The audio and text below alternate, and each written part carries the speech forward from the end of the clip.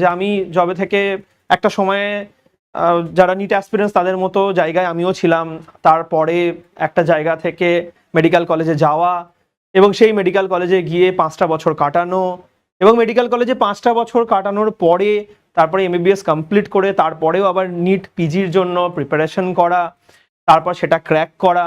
তো বিভিন্ন ধরনের ঝড় ঝাপটার মধ্যে দিয়ে ডেফিনেটলি আমিও গেছি।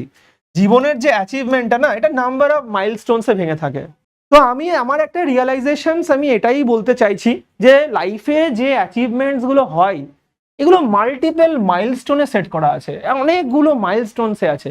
কিন্তু এই মেন্টাল স্ট্রেংথটা না জোগানোর জন্য আমার পেরেন্টস, স্পেশালি আমি বাবার কথা বলবো, মানে কোনোদিন কিন্তু মানে সব সময় একটাই কথা যে জীবনের মানে পরীক্ষার লাস্ট ঘন্টাটা অবধি ভালো করে এক্সামস দেবে, আর সেকেন্ড কথা একটাই, যেটাই রেজাল্ট হোক না কেন সেটাকে অ্যাকসেপ্ট করবে এবং নেক্সট দিন থেকেই আবার লেগে পড়বে।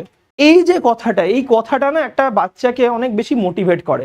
শুধু এডুকেশনাল ট্রেনিং দিয়ে কিন্তু এই এক্সামস বেরোয় না। এডুকেশনাল ট্রেনিং এর সাথে সাথে বাচ্চাটাকে মেন্টালি স্ট্রং করতে হবে।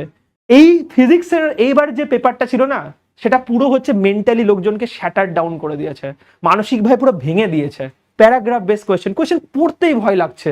বাচ্চারা কিন্তু আপনাদের মুখ দেখে না, ওদের মধ্যেও একটা রিপারকাশন আসছে। পরীক্ষা সবার জন্য কঠিন ছিল, পরীক্ষাটা কিন্তু NEET aspirants versus NEET aspirants পরীক্ষা হয়েছে, নিটেরদের সাথে কিন্তু আইআইটিদের পরীক্ষা হয়নি। কত এআইআর আসছে, অল ইন্ডিয়া র্যাঙ্ক, তার ভিত্তিতে কিন্তু অ্যাকচুয়ালি ও কলেজটা পাবে। নিটে কত স্কোর পেয়েছে, so score will not decide, score থেকে কিন্তু অ্যাডমিশন হয় না।